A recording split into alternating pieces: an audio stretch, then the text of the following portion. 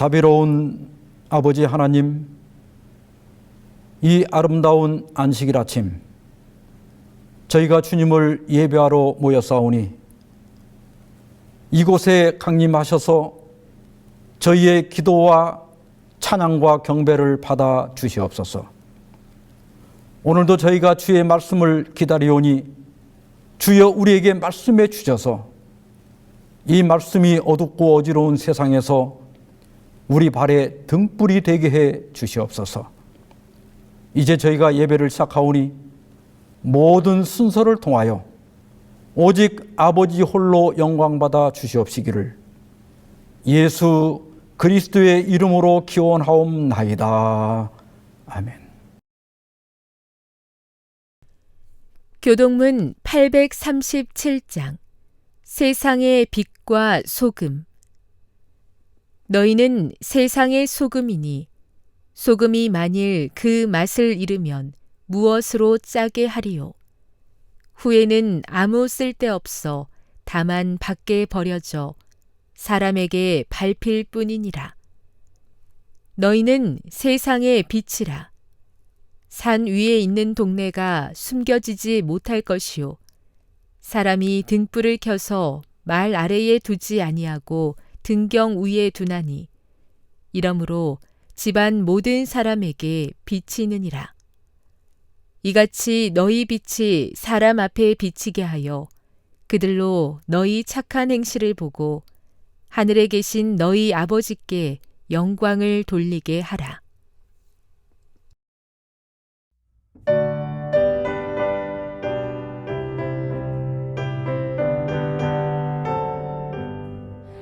마님이 내게 있으면 그 입 닫아지고 내 구주 주시는 정에 네 찬송하겠네. 내 은혜로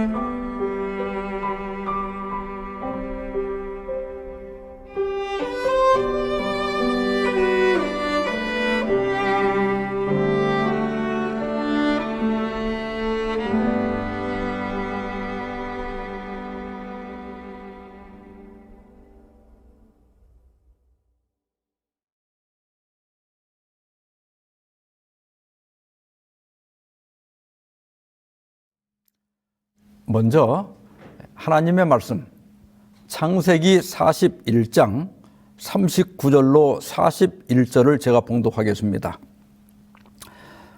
요셉에게 이르되 하나님이 이 모든 것을 내게 보이셨으니 너와 같이 명철하고 지혜 있는 자가 없도다. 너는 내 집을 다스리라. 내 백성이 다 내 명령에 복종하리니 내가 너보다 높은 것은 내 왕자뿐이니라. 바로가 또 요셉에게 이르되 내가 너를 애굽 온 땅의 총리가 되게 하노라 하고. 오늘은 노예에서 총리로라는 제목으로 그리스도인의 중요 자질 중 신실성에 대해 말씀을 나누고자 합니다. 먼저 시 한 편을 감상해 보겠습니다. 차 마시고 나서 봄 떠나니 문득 늑수그레 한 산, 구름 벗어나자 가부태진 바위, 소나무 잣에 꽉 찬 듯이 비고 대나무 더없이 맑고 기운 차다. 가난해도 마음 놓고 웃는다지만 시 거칠면 좋은 이름 어찌 얻을까. 아이에게 거듭거듭 부지런하라며 스승께 받은 대로 살아내네. 이 시 어떤가요? 이 시는 조선 후기 다산 정약용의 제자인 황상이라는 사람이 지은 겁니다. 다산은 정조가 서거한 후 남일에 대한 숙청 작업으로 강진에 유배되었습니다. 다산은 동구박 주막집 뒷집에 어렵게 거처를 마련한 후 그 이듬해인 1802년 10월에 사의제라는 서당을 열었습니다. 며칠 후에 그 주막집 앞길에서 공놀이를 하고 있는 아이들을 불러서 공부를 하라고 권했습니다. 그 아이들 중에 황상이라는 아이가 있었는데 나이는 15살이었고 지방 하급 관리인 아전의 아들이었습니다. 다산이 공부를 권하자 황상은 이렇게 머뭇거리더니 부끄러워하면서 이렇게 말했습니다.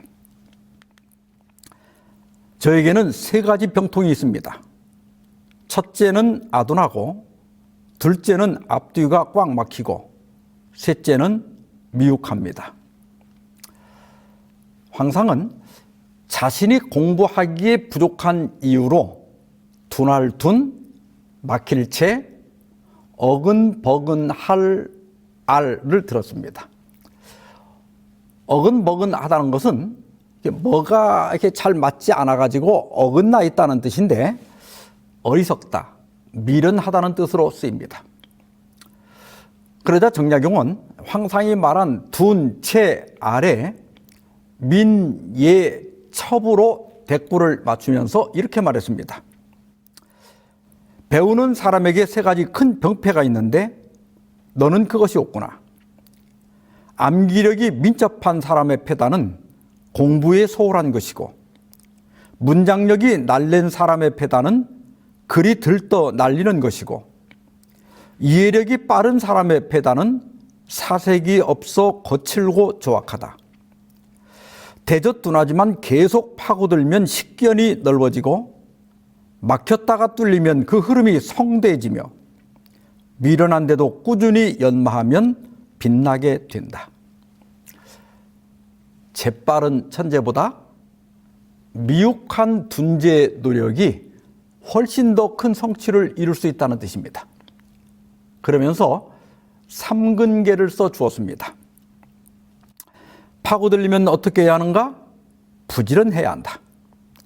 뚫으려면 어떻게 해야 하는가? 부지런해야 한다. 연마하려면 어떻게 해야 하는가? 부지런해야 한다. 그렇다면 부지런하려면 어떻게 해야 하는가? 마음가짐을 확고히 해야 한다. 왈변심학, 가로왈, 잡을병, 마음심, 구둘확. 마음가짐을 확고히 해야 한다. 즉 신실해야 한다는 말입니다. 황상은 스승의 삼근계를 명심두골, 마음에 새기고 뼈에 아로새겨 평생 공부에 매진했습니다. 오죽하면 이게 항상 그 만짝거리던 삼근계가 너덜너덜해져 가지고 나중에 다산의 아들 정약연이 새로 써줄 정도였습니다. 그 결과 황상은 당대에 손꼽히는 문장가가 되었고, 추사 김정희와 당대 최고의 학자이며 영의정까지 지낸 권돈인, 그리고 소위 선사 등 당대의 명사들과 교류하게 됩니다. 특히 추사는 제주도 유배에서 풀려나자마자 집으로 가지 않고 강진으로 가서 황상을 만날 정도였습니다. 황상은 관직에 나가지 않았고 스승의 가르침을 따라 산속에 작은 집 한 채 마련해 농사를 지으면서 평생 학문에만 정진하였습니다. 그리고 60년이 흘러 75세가 되었을 때 자신의 임술기에 이렇게 적었습니다. 크게 이룬 것은 없지만 스승의 말씀을 받들어 지켰노라. 여기서 아까 읽은 시의 하단부를 다시 한번 읽어봅시다. 가난해도 마음 놓고 웃는다지만 시 거칠면 좋은 이름 어찌 얻을까? 아이에게 거듭거듭 부지런하라며 스승께 받은 대로 살아내네. 지금 시각으로 보면 벼슬을 할 것도 아니고 돈을 벌 것도 아닌데 공부에 평생을 바친 황상을 어리석다 할지도 모르겠습니다. 그러나 어차피 황상은 중인 신분으로 출세에 한계가 있었습니다. 다산의 제자 중에 시는 황상이 제일 잘 썼지만 학문은 이학래가 가장 뛰어났습니다. 이학래는 그 다산의 저술에 적극적으로 참여하여 다산학 수립에 큰 공을 세운 제자였습니다. 그런데 그는 벼슬에 욕심을 냈습니다. 시골 아전의 아들로서는 어림도 없는 일이어서 타산이 여러 번 말렸지만 소용이 없었습니다. 그는 70세에 마지막으로 과거 시험에 낙방한 후 우물에 몸을 던져 비참한 최후를 맞고 말았습니다. 타산 정약용은 세상에는 이른바 복이란 대체로 두 가지가 있다고 하였습니다. 그 복은 더울 열, 열복과 맑을 청, 청복입니다. 타산이 말한 것을 요약하면 열복은 높은 지위에 올라 부귀영화를 누리며 사는 것이고, 청복은 자연과 함께 욕심 없이 맑고 소박하게 사는 것입니다. 그러면서 이렇게 말했습니다. 사람이 이 두 가지 중에 선택하는 것은 오직 자기 성품대로 하되 하늘이 매우 아끼고 주려하지 않는 것은 바로 청복인 것이다. 그러므로 열복을 얻는 일은 세상에 흔하나 청복을 얻는 일은 얼마 없는 것이다. 열복을 추구하는 것이 사람의 본성이지만 이것을 추구하는 과정에서 인간의 본성이 왜곡되고 파괴될 수 있다는 겁니다. 그래서 타산은 물질적 풍요보다는 정신적 풍요를 추구할 때 더 행복하고 평안하게 살 수 있다고 한 겁니다. 황상은 이러한 스승의 가르침을 따랐습니다. 그것도 아주 신실하게 따랐습니다. 그 결과 비록 벼슬은 하지 못하고 가난했지만 사람들의 칭송을 받으며 정신적으로 풍요로운 삶을 살았습니다. 오늘 본문은 형들에 의해 노예로 팔려간 요셉이 애굽의 총리로 등극하는 장면입니다. 파라오가 요셉에게 뭐라고 합니까? 너는 내 집을 다스리라. 내 백성이 다 내 명령에 복종하리니 내가 너보다 높은 것은 내 왕자뿐이니라. 이 얼마나 놀라운 명예입니까? 요셉이 어떻게 했길래 이런 명예를 얻게 되었습니까? 형들에 의해 상인들에게 팔린 요셉은 애굽으로 끌려가 파라오의 친위대장 보디발의 노예가 되었습니다. 이때 요셉의 나이가 불과 17살입니다. 우리 나이로 하면 고등학교 2학년입니다. 이때는 사춘기라서 반항적이고 걸핏하면 짜증을 내는 시기입니다. 아버지의 편애를 받다가 노예가 되었으니 보통 아이들 같았으면 분노하고 반항하며 하나님을 원망했을 겁니다. 그러나 요셉은 어떻게 했습니까? 창세기 39장 2절로 4절입니다.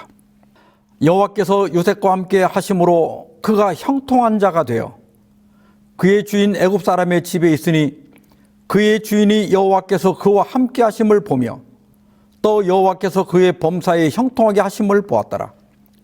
요셉이 그의 주인에게 은혜를 입어 섬김에 그가 요셉을 가정 총무로 삼고 자기의 소유를 다 그의 손에 위탁하니. 여기 형통한 자는 히브리 원문을 직역하면 발전의 사람 혹은 번영의 사람이라는 뜻입니다. 어떤 일이든지 요셉에게 맡기면 그 일이 발전하고 번영하고 형통했다는 겁니다. 그래서 점차 주인의 총애를 잊게 되고 결국 보디발의 가정 총무가 되어서 그의 모든 소유를 관리하게 됩니다.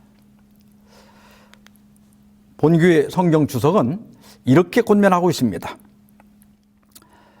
요셉은 부유한 가정의 총애를 받는 아들의 위치에서 이국 땅에서 사회적 노예 신분으로 전락한 자신의 처지를 보았지만 여호와는 여전히 그의 편에 계셔서 그의 손으로 하는 일을 축복하시고 번영케 하셨다. 이 세상 사람들이 지상에서 그분의 신실한 종들에게서 나타나는 부지런함, 돌봄, 그리고 활력에 매료됨으로써 그분에 대하여 배우는 것이 하나님의 계획이다. 하나님께서는 우리가 신실한 사람이 되기를 바라십니다. 학교에서든 직장에서든 아니면 장사를 하거나 사업을 할 때도 우리는 신실해야 합니다. 신앙생활도 마찬가지입니다. 하나님께서는 뜨뜻미지근한 것을 싫어하십니다. 우리는 부지런하고 전심을 다하고 활력 있는 사람이 되어야 합니다. 그런 사람은 산소 같은 사람입니다. 그런 사람이 있는 곳은 집안이든 직장이든 교회든 분위기가 밝고 기쁨이 있고 하는 일도 잘 되는 겁니다. 그런데 신실하면은 항상 칭찬과 번영만 있는 것은 아닙니다. 잘 나가는 사람에게는 시기도 있고 유혹도 있습니다. 이 신실한 노예에게 반한 여자가 있었습니다. 보디발의 아내입니다. 이때 요셉은 28살, 한창 나이죠. 또 타국의 외로움도 있었습니다. 그러나 요셉은 자기를 믿고 집안 관리를 맡긴 주인을 배신할 수 없고 특히 하나님께 죄를 지을 수 없다며 단호히 뿌리쳤습니다.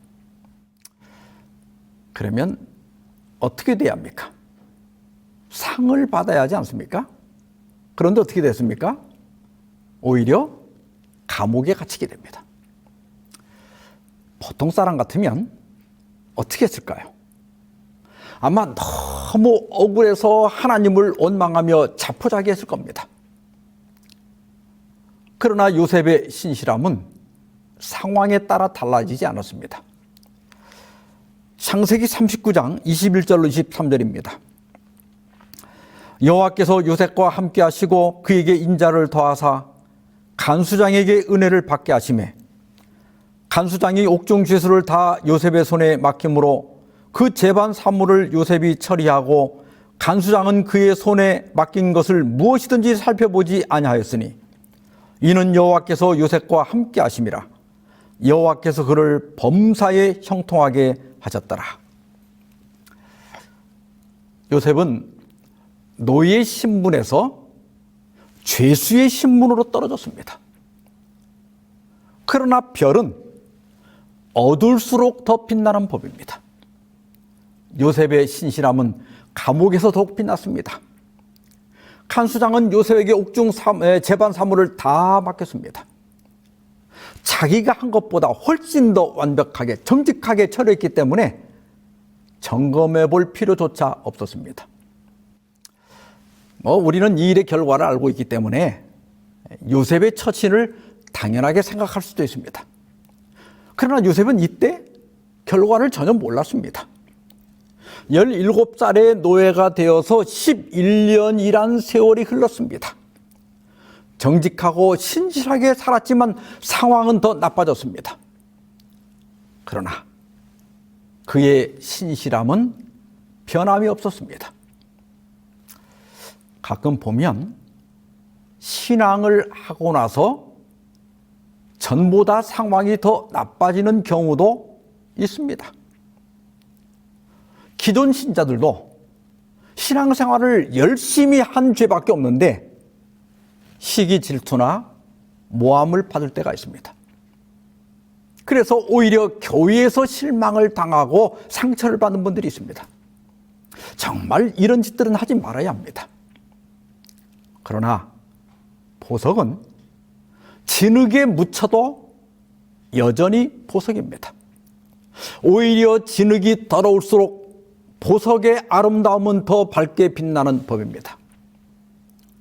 성도 여러분, 시험에 들고 상황이 나빠지더라도 여러분의 신실함을 잃지 마십시오. 요셉같이 여러분이 가야 할 길을 묵묵히 가십시오. 사람들에게 실망하고 사람들에게 상처를 받을 때도 여러분의 신실함을 굳게 지키시기 바랍니다. 잠언 22장 29절에 이런 말씀이 있습니다. 내가 자기 일에 능숙한 사람을 보았느냐? 이런 사람은 왕 앞에 설 것이요 천한 자 앞에 서지 아니하리라. 자기 일에 능숙한 사람. 이전 개혁성경에서는 자기 일에 근실한 사람으로 번역했었습니다. 히브리 원문은 마이르인데 어떤 일을 부지런하면서도 솜씨 있게 처리하는 사람을 가리킵니다. 신실한 사람을 가리키는 거예요. 이러한 사람은 왕 앞에 설 것이요 천한 자 앞에 서지 아니하리라. 신실함은 반드시 보상을 받는다는 뜻입니다. 하나님께서는 왜 요셉이 누명을 쓰고 감옥에 가도록 허락하셨을까요? 여러분, 감옥에서 어떤 일이 벌어집니까? 파라오의 술 맡은 관원장과 빵 굽는 관원장이 어떤 사건에 연루되어서 요셉이 갇힌 감옥에 투옥됩니다. 그리고 어느 날 두 사람이 꿈을 꿔요. 요셉은 술 맡은 관원장은 복직하고 빵 맡은 관원장은 처형될 것이라고 해몽을 합니다. 그리고 술 맡은 관원에게 자기의 사정을 다 말하고 내 해몽대로 복직이 되면 파라오에게 이야기해서 석방시켜달라고 신신당부를 합니다. 사흘 후에 파라오의 생일이 됐습니다. 요셉의 해몽대로 술 맡은 관원장은 복직하고 빵 맡은 관원장은 처형되었습니다. 요셉은 어떻게 되었습니까? 고생 끝 행복 시작이었나요? 창세기 40장 23절입니다. 술 맡은 관원장이 요셉을 기억하지 못하고 그를 잊었더라. 복장 터질 일 아닙니까? 술 맡은 관원장이 복직되자 요셉은 이제나 저제나 좋은 소식이 오기를 기다렸을 겁니다. 그러나 날이 가고 달이 가도 아무 소식이 없습니다. 술 맡은 관원이 그 관원장이 요셉을 까맣게 잊어버린 겁니다. 아마 요셉은 이때 가장 큰 절망을 느꼈을 겁니다. 이 낯선 이국 땅, 그것도 감옥에 갇히게 되었고 이 하늘 아래 나를 도와줄 사람이 아무도 없구나. 이런 절망감과 외로움을 처절하게 느꼈을 겁니다. 어쩌면 평생을 감옥에서 보낼지도 모를 일이었습니다. 우리는 여기서 신실함에는 인내가 필요하다는 사실을 배우게 됩니다. 신실하기 위해서는 부지런해야 하고 전심을 다하고 활력이 있어야 하지만 그 신실함을 유지하기 위해서는 인내가 필요합니다. 하나님께서는 우리에게 자주 인내의 시간, 기다림의 시간을 주십니다. 노아는 하나님의 지시를 받고 무려 120년 동안 방주를 지었습니다. 그때도 120년은 결코 짧은 기간이 아니었어요. 긴 기다림의 끝에 드디어 방주로 들어가라는 지시가 떨어졌습니다. 그런데 비가 언제 내렸습니까? 방주에 들어가고도 7일을 더 기다려 비가 내렸습니다. 이 7일 동안 배 안에 있는 사람들은 얼마나 초조했으며 밖에 있는 사람들은 얼마나 의기양양했겠습니까? 성도 여러분, 신실함에는 인내가 필요하다는 것을 기억하십시오. 왜 인내가 필요할까요? 왜 하나님은 피말리는 시간을 주실까요? 그것은 하나님의 시간, 하나님의 방법을 기다려야 하기 때문입니다. 만약 술 맡은 관원장이 복직되자마자 요셉을 석방시켰다면 어떻게 되었을까요? 아마 요셉은 어느 집에 괜찮은 노예로 살다 끝났을 겁니다. 파라오를 만나려면 하나님의 시간이 이를 때까지 더 감옥에 있어야 했습니다. 만 2년을 더 기다려야 했습니다. 어느 날 파라오가 비슷한 흉몽을 2번이나 꿉니다. 파라오는 애굽의 명망 있는 점술가들과 지혜자들을 불러서 꿈을 해석하라고 했지만 아무도 해석하는 사람이 없었습니다.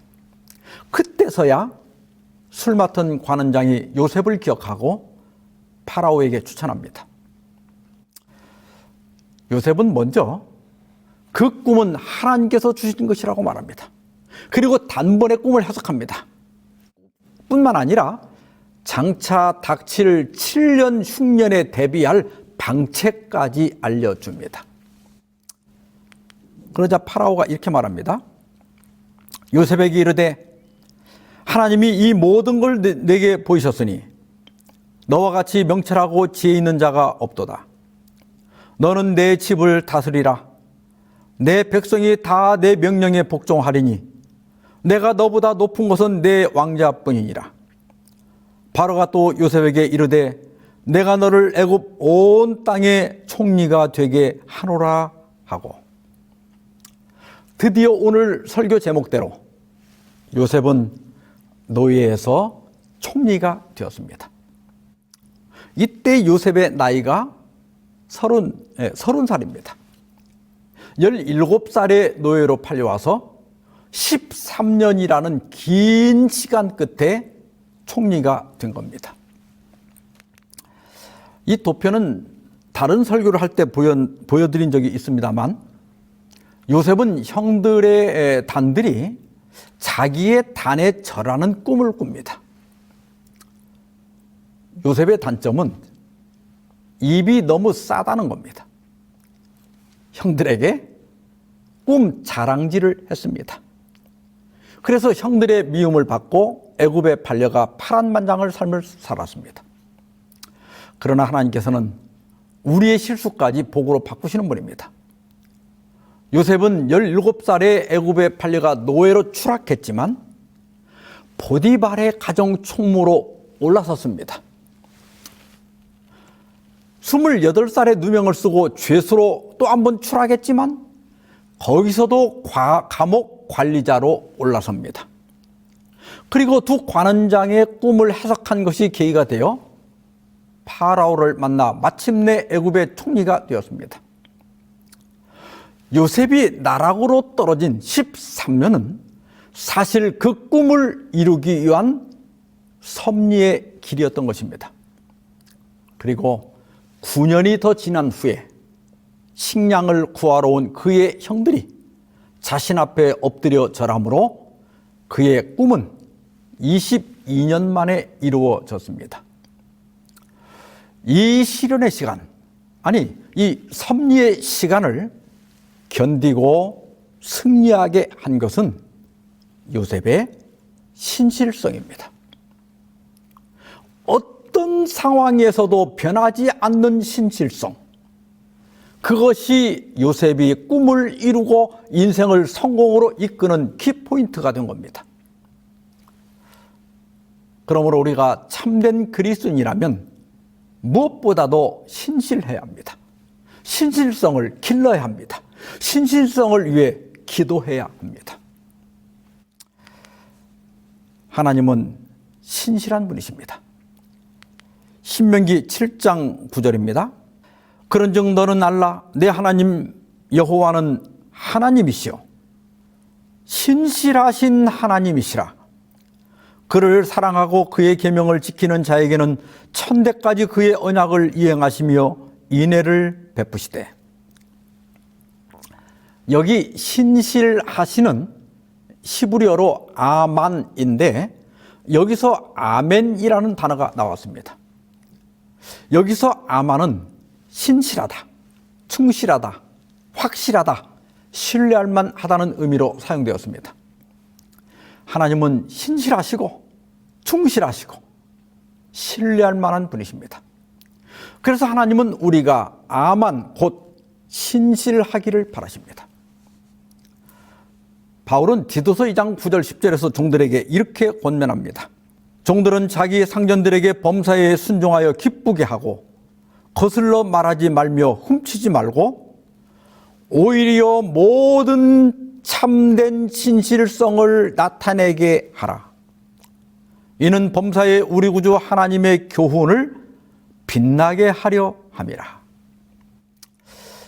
여기 신실성은 헬라어 원문의 피스티스입니다. 피스티스는 신약 성경에 자주 믿음으로 번역되었습니다. 믿음이 있다는 것은 신실하다, 확실하다, 신뢰할 만하다는 뜻입니다. 하나님은 신실한 분이십니다. 만약 하나님께서 깜빡 졸기라도 한다면 이 세상이 어떻게 되겠습니까? 신실하신 하나님은 그의 백성들이 신실하고 확실하고 믿을 수 있는 사람이 되기를 바라십니다. 믿음의 사람은 신실한 사람입니다. 우리가 신실할 때 범사에 우리 구주 하나님의 교훈이 빛나게 된다는 겁니다. 우리 신앙의 아름다움은 신실함을 통해 드러나게 되는 겁니다. 신실한 사람들에게 나타나는 특징은 성실함, 책임감, 인내심, 정직성, 긍정성, 규칙성, 일관성, 감사 이런 것들입니다. 그런데 불신실한 사람들에게 나타난 특징은 나태함, 무책임, 조급함, 부정직, 부정적, 불규칙, 변덕, 불평 이런 것들입니다. 현대는 인스턴트 시대입니다. 바울은 마지막 시대의 특징 중 하나가 조급함이라고 지적했습니다. 오래 참질 못합니다. 견디질 못해요. 아르바이트생들도 며칠 다니다가 아무 연락도 없이 사라져 버린답니다. 애써 들어간 그 회사도 1, 2년을 못 견디고 때려쳐버려요. 요셉 같은 사람이 필요한 시대입니다. 급변하는 세대에서 신실함과 우직함이 답답해 보일지는 모르겠습니다. 그러나 하나님이 찾는 사람은 신실한 사람입니다. 1월 달의 신실함이 12월에도 여전한 사람, 10년 후에도 여전히 지금의 신실함을 간직하고 있는 사람, 어떤 직분이든지 안심하며 맡길 수 있는 사람, 그 사람이라면 틀림이 없다고 인정받는 사람, 그런 그리스도인이 되어야 합니다. 다산의 제자 황상과 같은 신실함과 우직함이 출세를 하거나 돈벌이에는 크게 도움이 안 될지 모르지만 천국 가는 데는 가장 확실한 보증이 됩니다. 1897년에 강철왕 앤드류 카네기는 자신의 후계자로 35살의 찰스 슈왑을 지명해서 세상을 놀라게 했습니다. 슈왑은 독일계 이민자의 아들로 태어나 펜실베니아 로레토에 있는 세인트 프란시스 칼리지에 입학했지만 돈을 벌기 위해서 2년 만에 중퇴했습니다. 식료품 점원으로 잠시 일한 후에 19살에 카네기가 운영하는 한 제철소에 말뚝과 체인을 옮기는 운전기사로 입사하였습니다. 얼마 후에 대리가 되고 7년 후에는 총감독이 됩니다. 이렇게 초고속 승진을 거듭하여 불과 35살에 연봉 100만 달러, 하루에 3,000달러를 받는 홈스테드 제철소의 사장이 됩니다. 카네기의 후계자로 지명을 받자 그는 자기는 대학을 나온 것도 아니고 보다 유능한 사람을 뽑으라며 사양을 했습니다. 그러자 앤드류 카네기가 이렇게 말했다고 합니다. 우리 회사의 사장은 학벌이 필요한 자리가 아닐세. 자네는 미국에서 가장 현금이 많은 회사의 사장으로서 학벌 좋은 유능한 사람을 채용하여 일을 시키면 되는 걸세. 자네가 갖고 있는 성실과 충성된 부지런함이야말로 사장에게 있어야 할 가장 필요한 자격인 걸세. 오늘 설교를 준비하면서 제 머릿속에는 하스테반 찬양 선교사가 작사한 신실하게 진실하게라는 찬양이 자꾸 맴돌았습니다.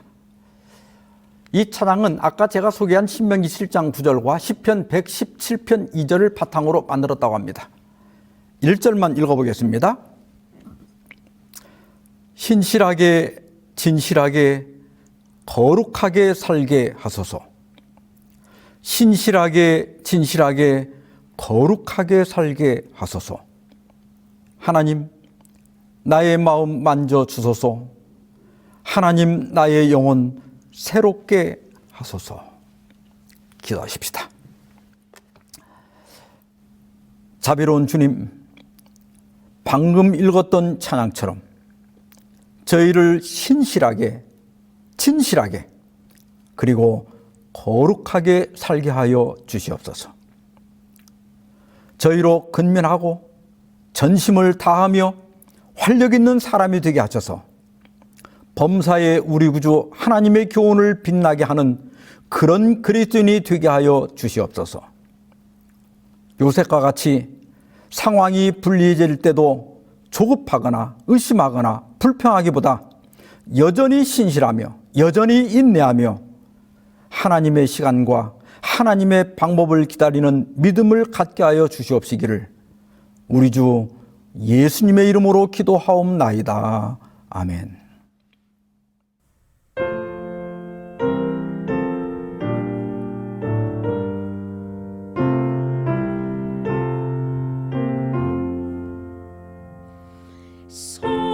성자의 귀한 몸 주셨으니 날 위한 그 사랑 고마워라. 내 머리 저 앞에 하려 하는 말 나무와 주님께 바치리까. 주님의 십자가 나도 지고 신실한 믿음과 마음으로 형제간 사랑과 친절한 위로를 위게 나 베풀게 하옵소서. 만 가지 은혜를 받았으니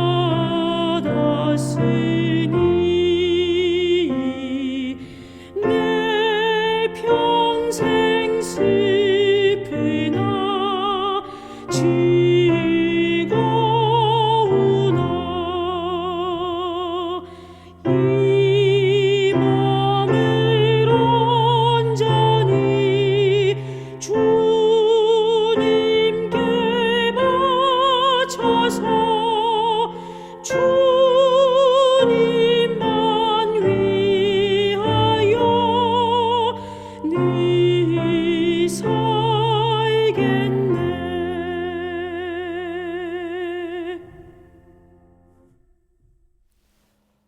이제는 하나님 아버지의 크신 사랑과 예수 그리스도의 은혜와 성령의 교통하심이 너희 무리와 함께 있을지어다. 아멘.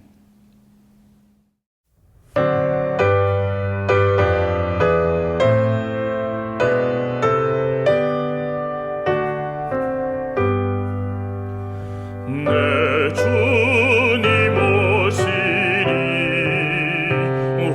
하시